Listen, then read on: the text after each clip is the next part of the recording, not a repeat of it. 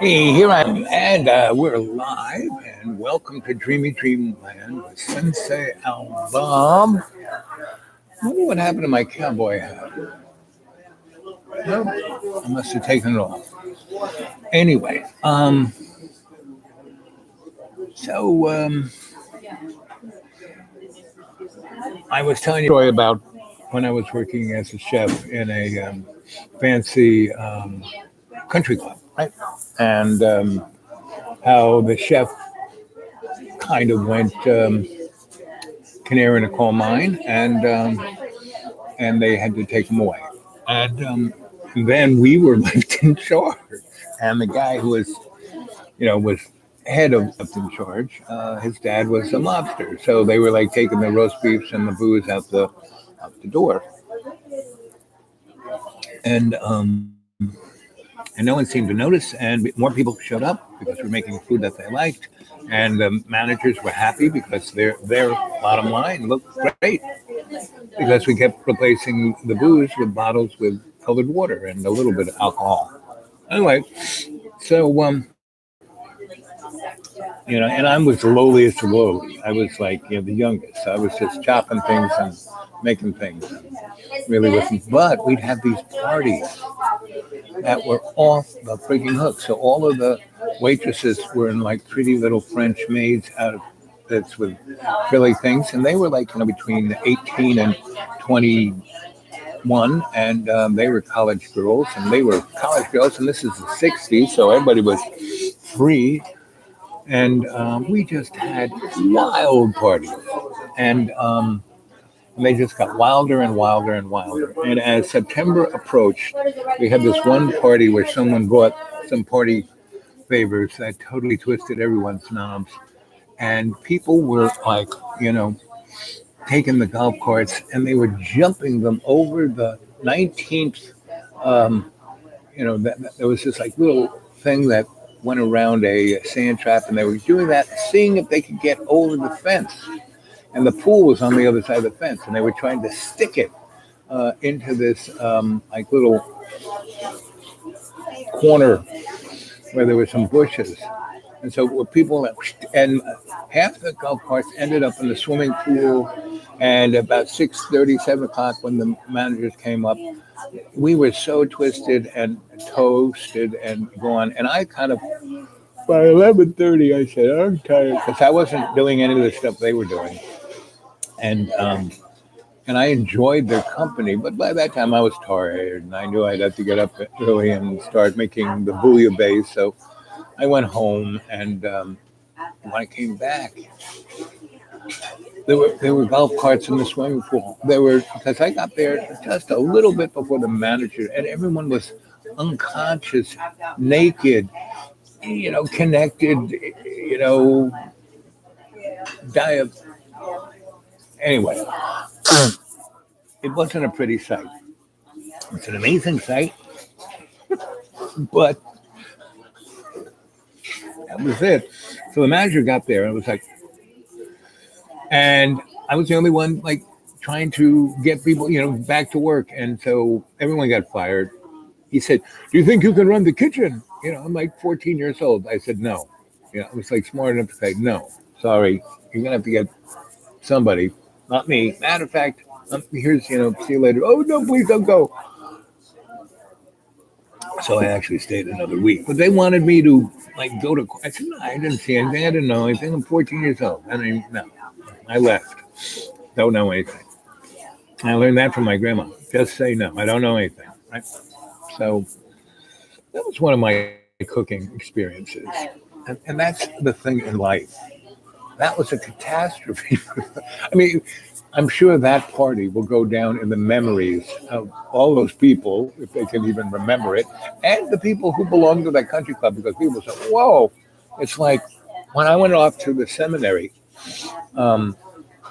that year. And, I had just done a whole bunch of fun things. And then, my mother, to her dying day, would say, "You wanted to be a priest." No, I was the dude in 8th grade. I was going to high school. My brother was Hugh Hefner. And he always wore, a red jacket and a black and white plaid vest, and he was, he was like my dad. I wore the Brooks Brothers suit up until I was in third grade, and I said, forget it. And anyway, so I was, everybody was expecting me to continue being the dude in high school, and they sent me off to a seminary. It's like, what? I had all these girls that were, they were my friends from third grade. They really liked me. We cared for me. When we were in seventh and eighth grade, our seventh and eighth grade was like the Harvard experiment. We had amazing teachers, and we were taught, sex education about what it was really about and what was going on, not just, a little pamphlet that said, don't do it. And that's where I learned about, sperm modality, and that, you didn't have to get somebody pregnant. And then you didn't, there was real, they had this thing called a calendar. And the rhythm, it actually worked, You had to be aware, you had to be intimate with the person enough to stick your finger in there and see if it was a little sticky. If it was sticky, well, you knew not to stick your Ernie in there. And so, so we learned that in seventh and eighth grade. I mean, nobody was like, oh, sex. No. They were like, this is how it works. Come on, and, they said, you guys, your hormones are pumping. You're going to want to do it. So just do it responsibly. It's like drinking and driving. Do it responsibly. And we had really amazingly great teachers all the way through the whole system. Right? Then, instead of staying there and I was going to be great in high school, I get sent to a seminary, where they tried to kill me. Anyway, I didn't, the thing I learned there, because up until then, I was like, everyone loved me, everything. I was the dude, my grandma gave me the 28 rules. Everything was great. I had my issues, as we all do. I mean, I still kind of had my little stutter, but it was pretty much gone away. But I was very quiet, but very engaged. I wasn't like, oh, I'm scared. No, I was just, and how do you feel? I was just listening, active listening. I learned how to active listen by the time I was 6, and so that was one of the first things that Madame Olga Kluver taught me, active listening, right? So, and she basically pegged it. She goes, your brain is moving so fast. It's moving faster than everybody else, so nobody can catch up. You need to slow that brain down. Right? So she gave me a whole, she was the first person to talk about meditation and integration of one's life and balance and all of those things. I was getting that at 6. And my grandma was giving it to me from as soon as I could walk. Because we went to museums and, we walked all over Manhattan. And we would take the trolley into Manhattan, not the Long Island Railroad, but the trolley, which took, a good 2 hours, where the train got you in there in about 15, 20 minutes. So,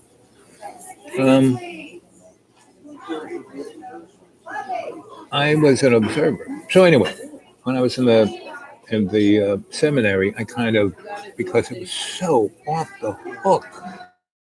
How everything seems off the hook today, our politics, Donnie Trump, the wars. We've been at war most people don't realize we have been at war since Christopher Columbus got here. Everything about what we do is about violence and war. And that's why the canary in the coal mine is such a valuable observation. So, this morning kind of was a good example, right? So, and the canary, I'm his buddy. I'm always there for him, right? Who would listen to that? Who would try and connect? Who would try and be there? Not too many. But again, I don't give up on my friends. So I'm not giving up on the canary, I'm going to go away again. I went away about, I've only been here since, today is Monday, and I came into the school last Saturday. So I've been here 8 days, right? And it's at this level, right? As soon as I get my eyes operated on, and I can see I'll go back, right? Even though I'll have to, you know, live close to the vest, on pennies, which is fine, and I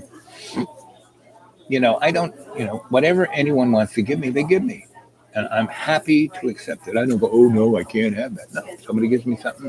Hey, I'm happy to take it because I know I've been more of a service, but I don't expect a payment. It's not transactional, right? But anyway, so there I was at this Catholic. It's called Canterbury. It was in New Milford, Connecticut, right? And my cadre there had a bunch of guys. It was just like Hogwarts. It was very, except Catholic.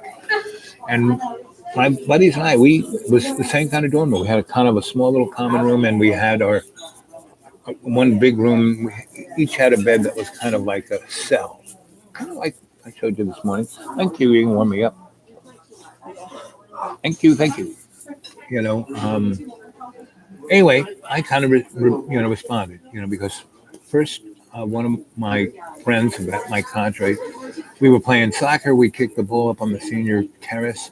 He went up there to get it. The seniors grabbed him, beat the ever living snot out of him, and then broke bones. Then covered him in blue paint, which was oil base. The canary goes, "Oh, my eyes have been attacked." No, he worked with some pretty nasty stuff, and he didn't protect himself. Ergo, he gets it on his hand, and then he rubs his eyes, and then bingo. But this guy, my friend, he was held down by 4 big seniors, and they just poured paint all over him, and he nearly died of skin poisoning, right? But they covered his whole body, not just his hands. Anyway, so we responded. The freshman class was about 360. The senior class was about 40. I organized my fellow freshmen. Said, listen, we outnumber them like 8-1. Yes, they're bigger, they're stronger. Yeah, they can individually beat the living snot out of us, but together we could. So we go, we divine this little plan to sneak into the senior dorm at like 2 a.m. We all set our watches together. We go into the gym, get baseball bats, and we assign each one of those 40 seniors like 8 kids, and they're all around the guy's thing. And when it hits, bang, bang, bang, 8 guys are hitting a sleeping senior with baseball bats. They should be able to take care of business. Well, one of that group didn't set their watch right. So before people got in position, one group, because they were like, "Oh, let's just get it," and this guy got up, pushed him out of the way, ran out the hallway, pulled the fire alarm, walked over and went up. End of the chaos. $200,000 worth of damage was caused. About 12 guys, I being one of them, were thrown out of windows that were closed. Through glass, and some of those guys were on the 3rd floor. Luckily, the roofs, wasn't like this. There were roofs, so they were boom, boom, boom, boom. But about 12 of us landed up in a hospital, and that started, the conflict. And I won't go into the raw details, but for the next, they did something, I responded. They did something, I responded. And the worst person was this Jesuit priest who was really sick, because I hung out when I was a youngster with Marinols, and they're like saints. Jesuits are like, they make the devil look like. So anyway,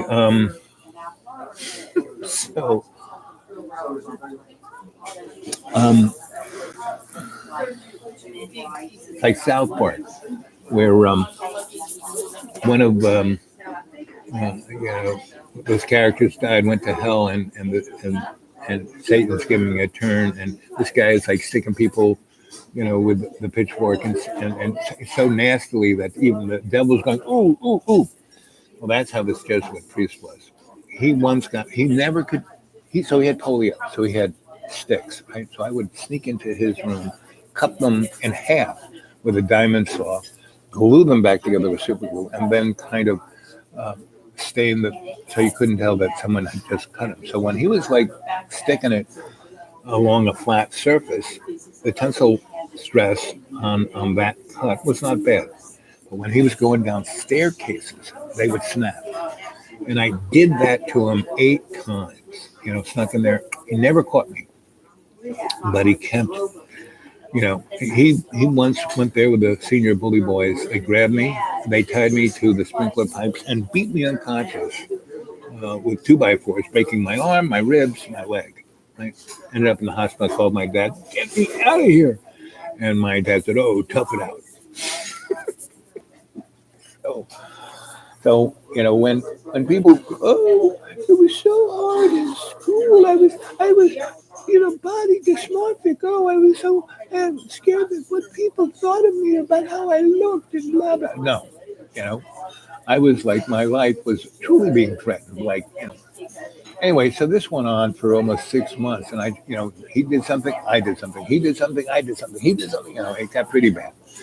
And the last thing I did, and they just I wired the bells in the school to go off at 3 in the morning every morning, and they went off, and I, knew where the wire was put in the ground because they just built a new building and they redid the bells and the fire horns and everything. And I, being the electrician I was, when the guys were doing that, "Oh, let's look at your blueprints. Oh, let's see what look at your. And they liked the fact, oh, well, I could give them little insights. So actually, I kind of, scribbled down the blueprints of the circuitry and stuff like that. So I made a little device. I found the place in a field that most people wouldn't see. It was like on the edge, unless you were over there looking down, you wouldn't see that I dug up a hole. And I dug up a hole, found the wire, clipped it, or didn't clip it, but opened up the wire and put my little device in series to it and buried it. It was being run by a motorcycle car battery, a little battery, and because it was the same voltage as the system. So, and it had a timer, 24-hour timer, and every 24 hours the bells would go off for about 40 minutes and then go off. Right? And that battery lasted 2.5 months. Right? So I heard the weather report. Oh, it's going to be a big snowstorm. It's in November, and I knew that once this one came, the ground would be cold and the snow would be there, and would be more and more snow. And so that night, I went up there, dug up the hole. I already kind of scoped it out, kind of already loosened up the dirt, kind of, so it'd be real quick. Bing, bing, boom, gone. Right? Anyway, so for the next 2.5 months, November, December, January, around my birthday, the battery died. But they couldn't, they brought in the electricians, the engineers, no one could figure out what was going on. Because the place where the device was covered by snow. And they themselves didn't have a picture of where the wires were. I was there when they were digging the holes and looking at what it was. Anyway. So, there was this unbelievable thing, right? And finally, my pièce de résistance, and I worked in the kitchen. And they treated the staff, they were not treated, the staff were slaves. They were indentured servants. They couldn't get out of there. They were there for generations. And I said, this ain't right. This whole school did stuff like that. And the only two people who had my back were the Monsignor, the guy who ran the place, and the second in charge, right? And because they wanted to change things, but they couldn't because they were in the church bureaucracy and they couldn't really make, But me, I could, and my godfather who got me in this place realized the same thing. Okay, I will rock and roll this place, right? So the last thing I did, it was around March, right? We had about a month and a half to go in school, maybe 2 months. And this really nasty guy, Mr. Sticks, was going to go see his brother. And they had just opened up the Chesapeake Bay Bridge and Tunnel, which is, there's Chesapeake Bay and there's Maryland and the other state over here, Delaware. And usually you have to go all the way around to get over here. But they built this thing. And so instead of taking 4 hours, this only took about 30 minutes. So this guy was going to go.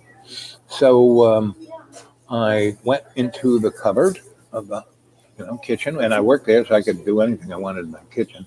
I got a box of sugar cubes, and then I got some saran wrap, and I wrapped the sugar cubes, and I made it like big long tube so it could fit through the pipe of the gas tank, right? And I wrapped it up in saran wrap.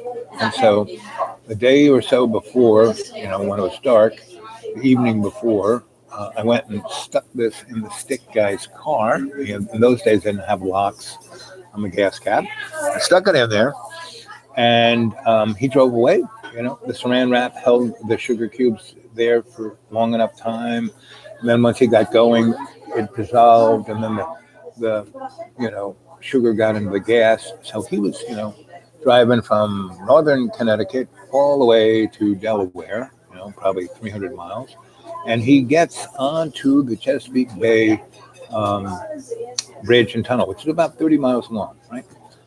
At about 1 a.m. And it's snowing and sleeting and lightning and really cold. And the wind is blowing like this. It's out there in pretty much the Atlantic. And he's going across, and his car engine seizes because I put sugar in that tank. And he's wearing all black, and it's, there are no lights, and he has to hobble about 3 miles till he can get to a phone to call somebody. And he has to leave his car on the side of the road because the engine just went, and it stopped. Right? Luckily, there wasn't a tractor trailer behind him. Anyway, so he's got his sticks, and it's sleeting, and he's totally drenched, and he gets to a phone, and then it takes another 40 minutes for someone. What are you? What are you nuts? And so they come and get him. They tow his car, and he's sopped, and he gets pneumonia, and he ends up in a hospital there, and he goes, die. The only person I ever really, because he tried to kill me a couple of times, was bad shit about that. Anyway, so that guy called the senior guys to kill me. His crew, and that's when the Monsignor came and got me and put me in his house. These guys are going to kill you. Your godfather, he's like only a few hats from the Pope. No, you're not going to die on my watch. So he put me there, and within a week, my uncle Hunzi and my grandma came and got me because my parents were in Europe, and I, stayed with my grandma. And I survived it. Well, about 20, 30 years later, I'm at a fire pit in, I forgot what state it was. Yes, please, darling. You're not drinking much. Oh, I'm telling a story. So come back in a little bit. I'll read your palm. Okay. Anyway, so I'm sitting around this thing. Everyone's telling stories, and I tell that story. And this girl, about 27, maybe somewhere between 25 and 27, she's like, whoa, were you Al? Yeah, that's me. How do you know my name? She goes, I went to Trinity. I'm not Trinity. I went to Canterbury. I thought there was a, Catholic, seminary. And she goes, well, things changed, so they brought girls in. And she goes, you were a legend. I mean, you were like a living God. I had no idea. I just got out by the skin of my teeth. And that story is to tell you guys, you need to live your life. Now, yes, it was difficult being beat up to the point I got broken, but I learned 2 really important rules. 1, never give up and you win. 2, you can't fight City Hall, but you can go over it, under it, around it, but not through it. So I learned that one. I mean, it was like tattooing on my cerebral cortex. So I don't do that. But I know if you don't give up, you win. Right? Now, whining is giving up. Making excuses is giving up. All of those things is giving up. And you don't have to do it. The other side of the coin is, so, I've been here a week. And in the week I've been here, I have totally transformed the school in that John had stuff everywhere, so you couldn't do anything. And I had been away a month and a week.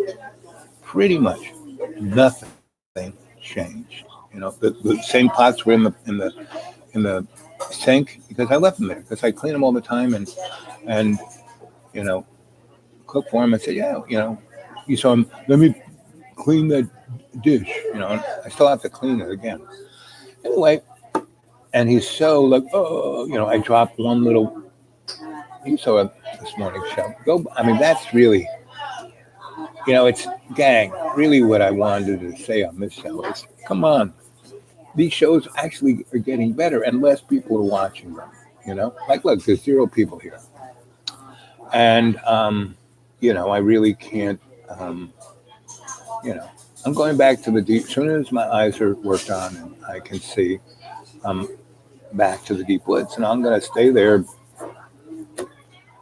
till I'm going to work real hard on my novels. I'm going to work real hard on these other projects. The Traveling Video Art Circus. Anybody wants to join the circus? Come on. So that's come on, get more people to subscribe. I can't believe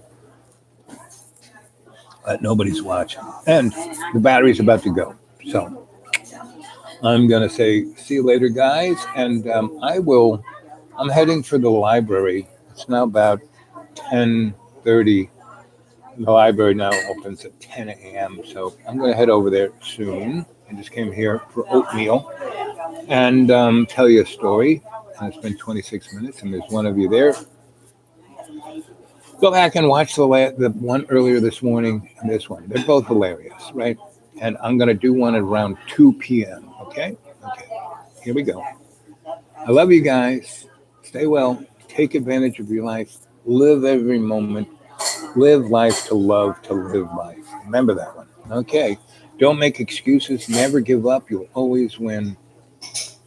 Try not to fight City Hall. Go around it.